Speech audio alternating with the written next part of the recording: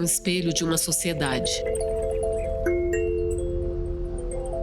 Mais de um ano após o prenúncio da maior crise de abastecimento de água de sua história, São Paulo, a cidade que se habituou ao cheiro de seus rios poluídos, parece ter se acostumado à imagem de suas represas secas. Alguns dias de chuva e a crise passou de manchete nos principais jornais ao número dado junto à previsão do tempo. O racionamento gradual esconde a realidade. Ficamos com a falsa ilusão de que o pior já passou, mas a crise é estrutural. O clima está cada vez mais incerto e a cidade cada vez mais vulnerável. Mas será que realmente estamos sem água?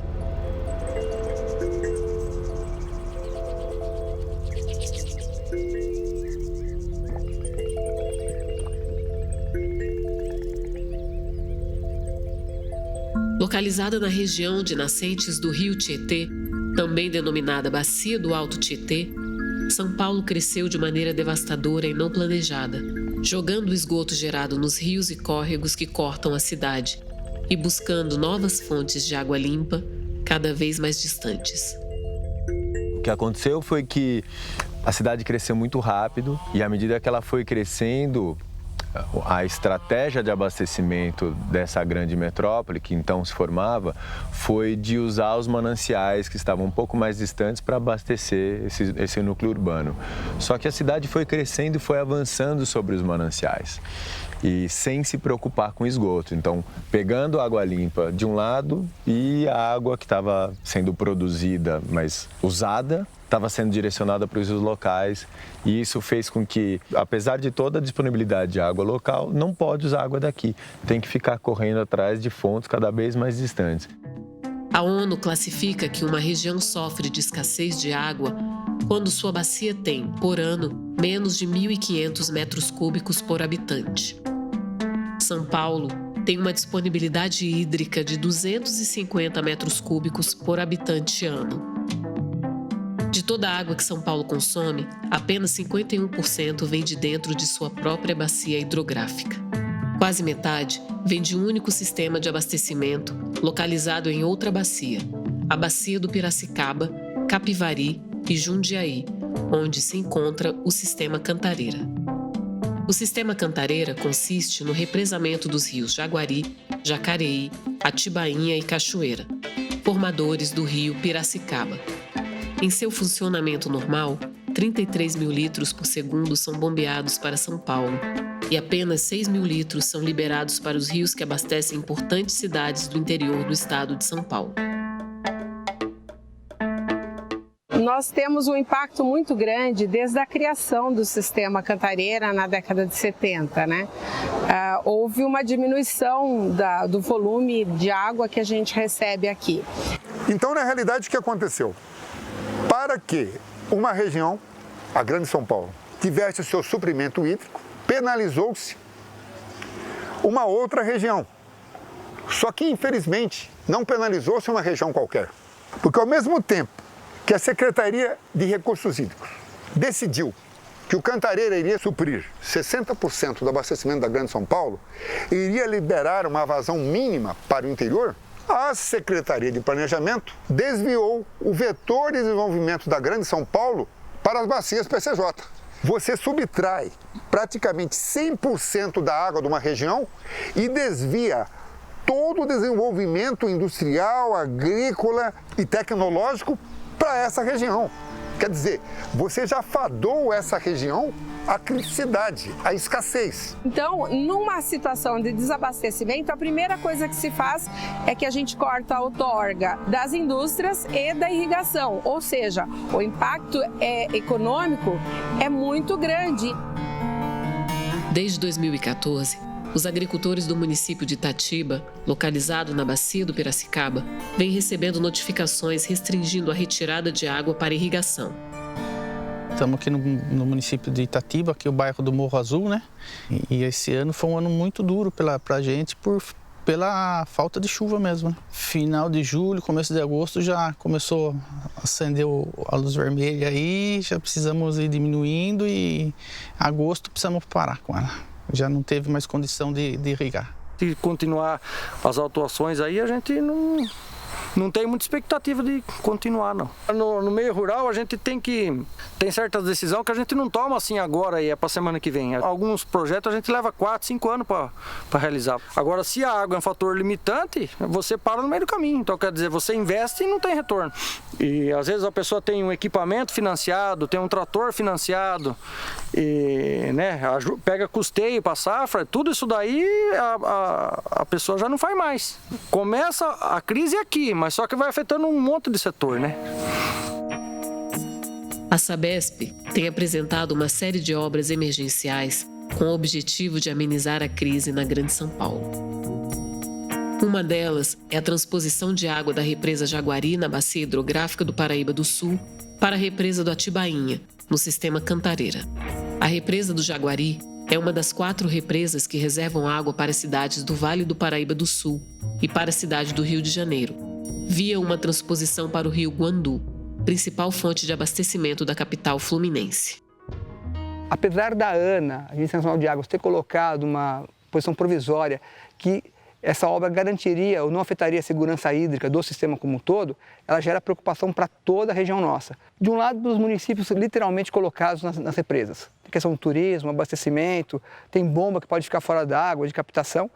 E toda a região já jusante disso, a gente tem uma insegurança hídrica. Na verdade, insegurança de informação. Nós fomos assim, meio que nos deparamos com um documento da Sabesp, protocolado, pedindo autorização para fazer a obra, sem que os estudos estivessem concluídos, sem apresentação do EIA-RIMA. Então, nos pareceu que foi uma medida unilateral. O sistema de negociação via comitês foi negligenciado, também tem dificultado essa discussão. E o pior, as audiências públicas que a gente tem participado não ajudam muito a elucidar isso, porque a gente discute o impacto da obra. É um duto, a gente discute com 500 metros para cada lado. Não é isso que nós estamos falando. Estamos falando de uma obra que envolve, talvez, a região hoje, a concentração de maior PIB do Brasil. As 2 macrometrópoles e um corredor no meio que a gente se localiza. O impacto tem que ser feito, o estudo de impacto em toda a bacia. Né? Porque se você tirar 1, 2, 5, 10, 15 metros cúbicos por segundo, você vai estar afetando a bacia do Paraíba como um todo. Inclusive porque é previsto, numa segunda fase, a questão da uma água que voltaria, o segundo duto, que bombearia as águas de volta para cá, para a represa do Jaguari. A grande questão que a gente hoje tenta entender um pouco melhor é que, na verdade, fisicamente, hidrologicamente, climatologicamente, os sistemas estão muito parecidos. Quando o Jaguari está vazio, ou está cheio, vertendo água, o Cantareira está cheio. É um divisor de águas muito próximo, é um duto de 15 quilômetros. Então, até uma dúvida técnica hoje é quando que esse sistema um vai estar ajudando o outro. Além da bacia do Paraíba do Sul, outra bacia hidrográfica vizinha ao Alto Tietê está cotada para ajudar a solucionar a falta de água limpa em São Paulo, a bacia do Ribeira do Iguape. Desde 2014, está em andamento a construção de um novo sistema de abastecimento para a Grande São Paulo, o Sistema São Lourenço. A obra levará 6.400 litros de água por segundo da represa Cachoeira do França, no Rio Juquiá, para cidades da zona oeste da Grande São Paulo. O projeto inicial que a Sabesp apresentou era de 4,7 metros cúbicos por segundo. Logo em seguida, eles já transformaram esses 4,7 em 6. E agora, recentemente, o governador anunciou que ao invés dos 4,7 e dos 6, serão 6,4 metros cúbicos de água por segundo, ou seja, 6.400 litros de água por segundo que sairão desse projeto denominado Sistema Produtor São Lourenço. As obras estão em plena carga, elas estão sendo feitas num ritmo alucinante para justamente se antecipar até a previsão de entrega. O que ocorre é que a Sabesp está fazendo de uma maneira totalmente atropelada, sem a realização dos estudos de impacto ambiental e dos relatórios de impacto ambiental. E é isso que nós não concordamos. Nós queremos que a Sabesp cumpra o que determina a lei. E a lei é muito clara. Todo projeto de transposição interbacias deve ser precedido de estudos de impacto ambiental. O secretário de Recursos Hídricos recentemente deu uma entrevista dizendo que o Vale do Ribeira, sozinho, tem condições de reparar toda a deficiência hídrica da região metropolitana de São Paulo. Se isso vier a ocorrer, se a Sabesp, se a Secretaria de Recursos Hídricos, o governo do estado decidirem subtrair mais água do que já está planejado, será um desastre ambiental enorme e irreversível. Pensar em resolver um problema, a crise hídrica, com obras emergenciais, é igual tratar um paciente de câncer com um remédio para dor de cabeça. Você vai estar atacando o problema de forma imediatista e poderá estar criando outros problemas. É preciso olhar para a bacia hidrográfica do Alto Tietê como um todo e entender que essa lógica de buscar água cada vez mais longe gera conflito com os outros estados que também não têm água. A Sabesp, ela sempre trabalhou do lado da oferta, ou seja, precisa de água, ela aumenta a oferta, uma empresa que visa lucro. Portanto, quanto mais água ela vender, mais dinheiro ela vai ganhar. Ela nunca trabalhou do lado da demanda, de regular a demanda, ou seja, de tentar reduzir a demanda.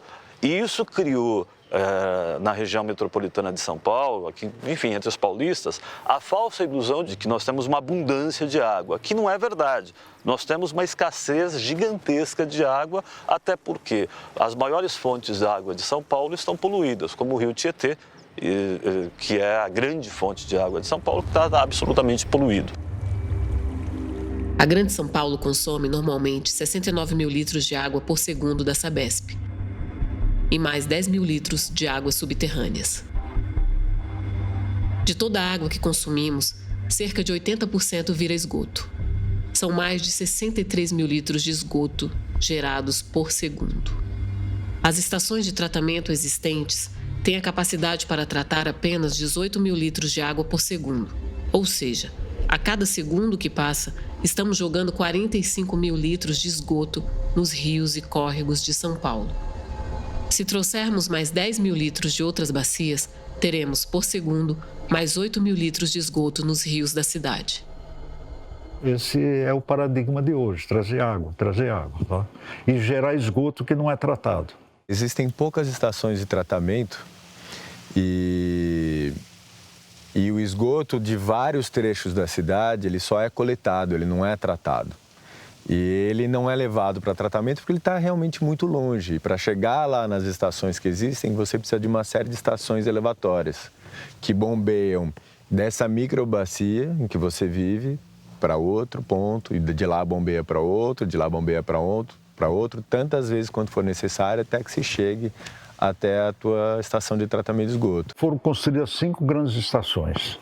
O custo das linhas adutoras, a distância é muito alto.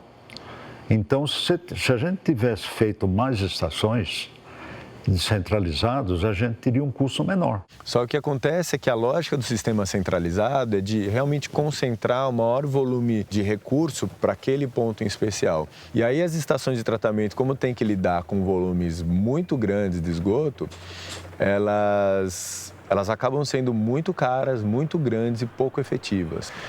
E se paga uma taxa de esgoto, mas você está pagando por um serviço completo e, na verdade, você só tem coleta.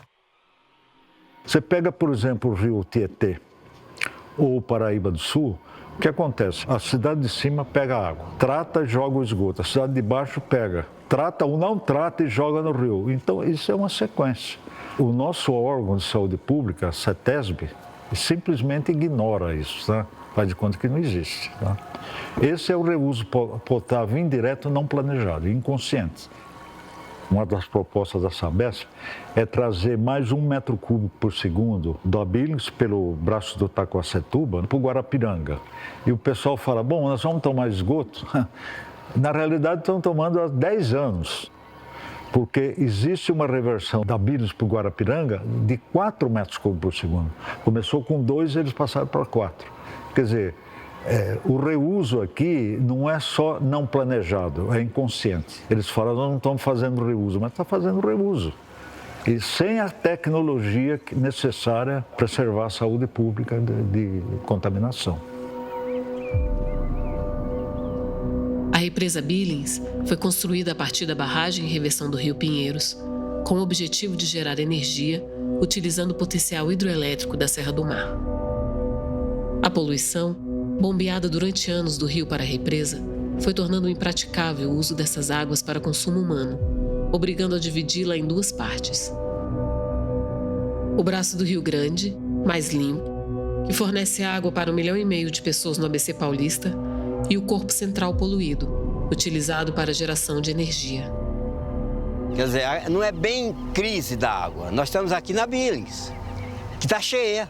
Não está 100%, mas está cheia. A Billings sozinha dá para suprir a falta d'água do que está acontecendo hoje na Grande São Paulo por mais de um ano. Só que ela está poluída. Dizer isso para a sociedade e exigir que a lei seja cumprida.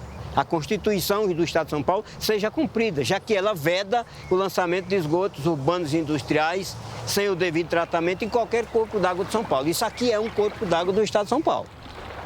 A Billings talvez seja um dos exemplos assim, de gestão equivocada de recursos hídricos. Ela recebe há mais de 60 anos toda a sorte de poluição da região metropolitana, porque ela foi construída por meio da canalização do Pinheiros, do Tietê. Então, você imagina, São Paulo é uma região que está na área de cabeceiras, que enfrenta, né, já uma situação de estresse hídrico há muito tempo, continua jogando seu esgoto dentro da Billings, que é uma represa grande que poderia ajudar no abastecimento.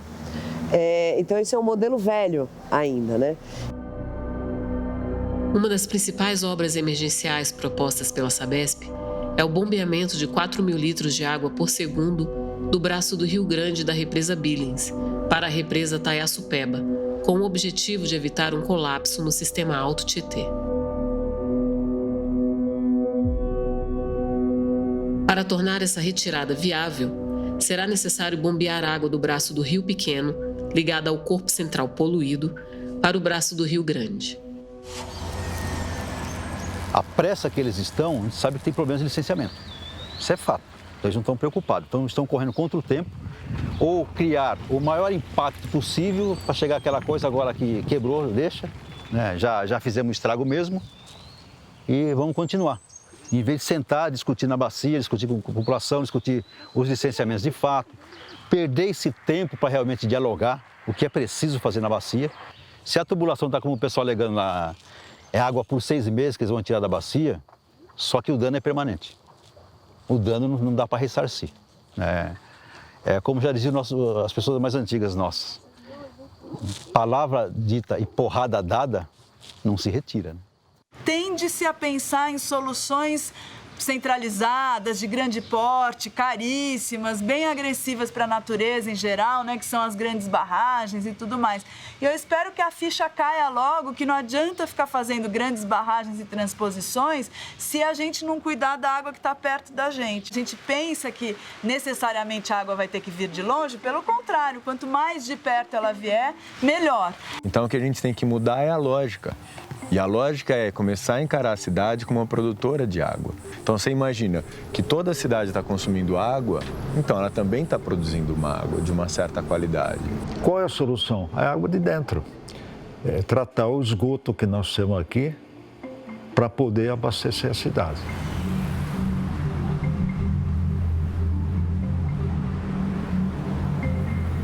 Você está enxergando o esgoto como um problema que tem que ser tratado e devolver água limpa.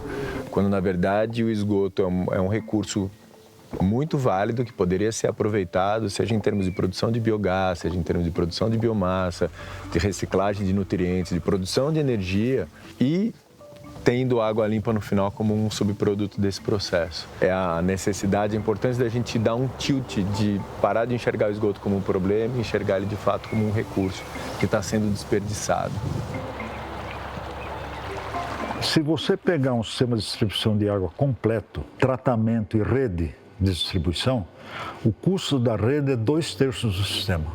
Se você não precisar fazer a rede, você sobra dinheiro para fazer o tratamento avançado. Nós temos 5 estações de tratamento de São Paulo que tratam um total hoje de 16 metros cúbicos por segundo. Se nós fizermos o retrofit dessas estações, a gente elimina o decantador secundário e põe um sistema de membranas de ultrafiltração. Aí nós produzimos água que já permite, uma qualidade que permite reuso potável indireto. O que é o reuso potável indireto? É você pegar essa água tratada nesse nível um pouco maior do que existe hoje e jogar nos reservatórios. Nós temos tecnologia hoje para produzir uma água segura e temos tecnologia para certificar a qualidade de água. Os custos não são muito altos. Quer dizer, falta uma decisão do governo, mudar o paradigma, né?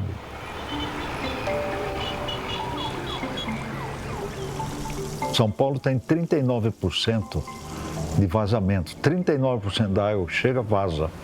Em tubulações antigas, nós temos tubulação em São Paulo de 60 anos. Como se eu quisesse fazer uma transfusão de sangue em alguém que está com hemorragia, sabe? Não tem fim. Então não adianta ficar trazendo água, milhões de metros cúbicos de água de outro lugar, enquanto a gente não estancar isso. Se você tem um índice de perda na casa de 30%, vamos lá, sendo modesto, se você conseguir reduzir esse índice de perda em 20%, você já está falando em 6 metros cúbicos por segundo. Nós estamos querendo levar 5 daqui.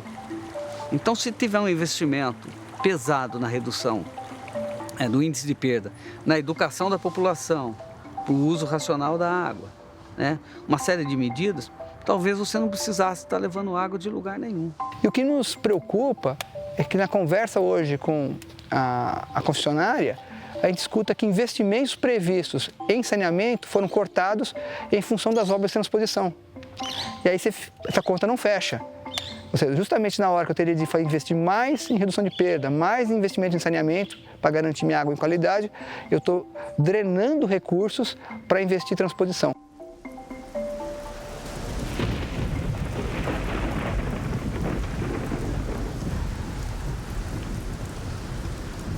O aproveitamento de água de chuva ajuda a reduzir em até 50% o consumo de água de uma residência. E, num segundo momento, ela também ajuda a melhorar a gestão de água de chuva na própria cidade. São Paulo, que está como um grande telhado, ao invés das águas, nos momentos de pico das chuvas, irem diretamente para os rios, elas ficariam reservadas nas cisternas, evitariam as enchentes e aumentariam a disponibilidade hídrica. Realmente, a água da Sabesp, a água da concessionária local, passa a ser uma água de abastecimento potável por si só. E aí eu faço gestão da água da chuva para os fins não potáveis. Falta total incentivo para uma melhor gestão de água de chuva, mas por um receio de que as pessoas venham a beber água de chuva e que tenham problemas de saúde. Eu acho preocupações válidas, mas eu acredito mais na informação. Essas medidas para a economia de água no nível individual, no nível familiar, elas já estão absolutamente atrasadas. Isso aí tinha que já ter começado desde o ano passado, quando a crise já se anunciava muito grave.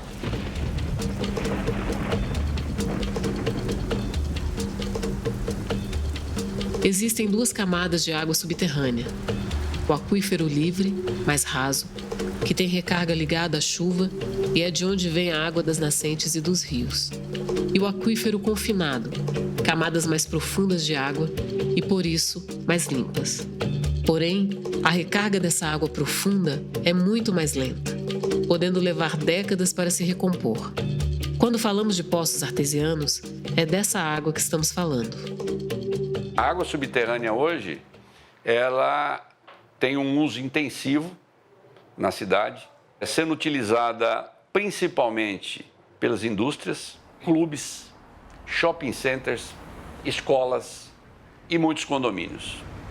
Segundo uma estimativa da Secretaria Estadual de Recursos Hídricos, representa cerca de 10 metros cúbicos por segundo de água, que não é uma água produzida pela Sabesp. Hoje seria o 3º manancial da cidade. A gente tem informações que o ano passado, em setembro, o DAE só tinha 2.000 outorgas, quando se tem informações de que existe entre 8.000 e 10.000 poços. À medida que vai aumentando a exploração do lençol profundo, vai reduzindo a disponibilidade porque a quantidade de água que entrou é menor. Então, tem uma tendência em ter cada vez menos água disponível nos lençóis profundos. Então, a gente tem que dar um passo para trás, de fato, enxergar a água de poço quase como um antibiótico, como eu gosto de dizer. Uma água que é para ser usada como emergência, não para ser usada no dia a dia.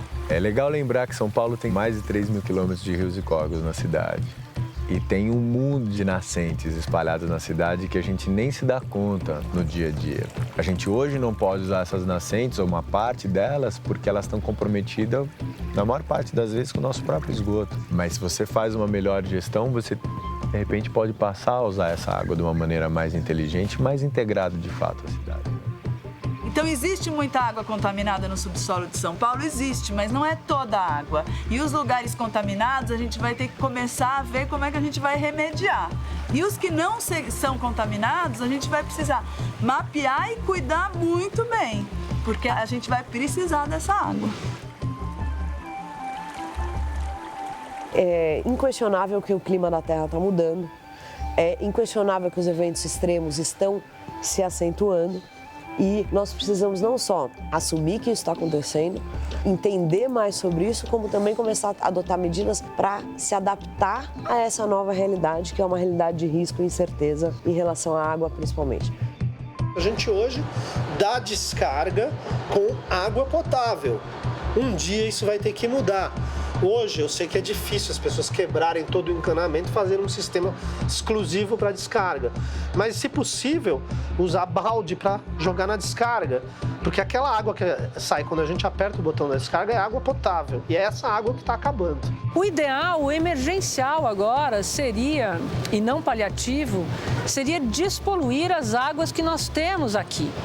Fazer o saneamento que nós não fizemos durante décadas, investir muito mais em tecnologia de reuso da água, aproveitamento da água, eficiência no tratamento de esgoto. Porque o que a gente está vivendo como colapso é a mostra de que a forma como a gente viveu com a água até agora simplesmente não funciona. Trazer um novo olhar significa se enquadrar dentro do ciclo hidrológico e promover uma convivência harmoniosa com a água, traz a oportunidade para a gente viver num outro patamar de qualidade. Porque a partir do momento em que eu tenho água em qualidade e em quantidade disponível para todos, que é uma coisa que hoje em dia a gente já não tem mais, a gente começa a enxergar de fato as nossas próprias relações, porque a água é o meio de relação da natureza. Quando a gente tem rios limpos correndo na cidade, quando a gente tem uma relação mais próxima com esses próprios rios, a gente pode começar a ter relações mais próximas também com as pessoas.